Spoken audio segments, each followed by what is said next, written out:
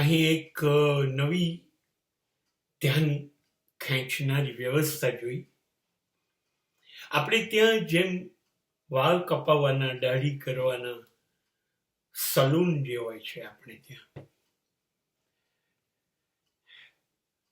અને એમાં વાળ કાપનારા અને દાઢી કરનારા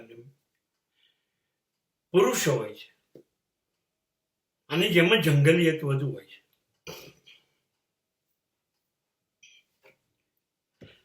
અમેરિકાની અંદર દર 1 કિલોમીટરે સલૂન છે જે વાળ કાપી આપે, નખ કાપી આપે, દાઢી કરી આપે, માલિશ કરી આપે, આ બધું જ કરી આપે. ટોટલી એર કન્ડિશન, એટલા અદ્ભુત કે તમે જઈને બેસો પછી કરજો. એ તો જે તમારે પહેલા એપોઇન્ટમેન્ટ તો લેવાની છે કે હું વાળ કપાવવા છે, કેટલા વાગે આવું, એટલે એપોઇન્ટમેન્ટ આપશે કે 8:30. હા, તમે જશો, તમારી રાહ જોવાતી હશે,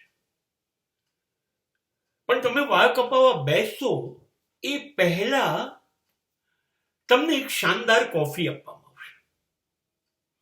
તમારે કોફી પીવાની, અને એટલું બધું અદ્ભુત વાતાવરણ હોય છે. અને એનાથી મહત્વની વાત એ છે કે આખા અમેરિકામાં ક્યાંય પુરુષો વાળ કાપતા નથી, સલૂનમાં સ્ત્રીઓ જ કામ કરે છે. અને જોવાનું હોય છે, સ્ત્રીઓ બધી જ, અહીંયા અમેરિકામાં તો સ્ત્રીઓ રૂપાળી હોવી એ સામાન્ય છે, અને શૂટેડ બૂટેડ સ્ત્રીઓ, બધી સ્ત્રીઓનું ડ્રેસ કોડ સરખો, શૂટ પહેર્યા હોય, સરસ હેરસ્ટાઈલ હોય, બૂટ પહેર્યા હોય, અને પછી તમને જ્યારે વાળ કાપવા માટે બેસાડે વિથ રિસ્પેક્ટ, ત્યારે તમારા માટેનો એવો સુંદર ડ્રેસ હોય કે જેમાં એક વાળ તમારા કપડા ઉપર ન પડે. એ વાળ દરેક પડે એ ઉપાડી લેવા માટેના યંત્રો, એના મશીનો, વાળ કાપવા માટેના બધા જુદા જુદા મશીનો, જેનાથી લાંબા થાય, ટૂંકા થાય, વાળ ના હરે, દાઢી માટેના બધા મશીનો. અને લેડીઝ એટલા સારા મૂડથી તમારા વાળ કાપે ને કે તમારે ના કપાવવા હોય ને તો એની પાસે બેસવા મળે ને, કાપી કાઢ, તાર જે કરવું હોય કર.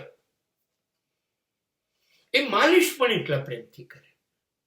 એ તમારા પગના અને હાથના નખ કાપવામાં 1 કલાક લે.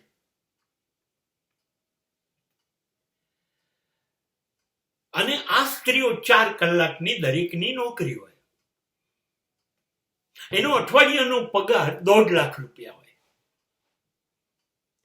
પણ એના પગાર ઉપર એ કમસે કમ 2 લાખ રૂપિયા કમાય.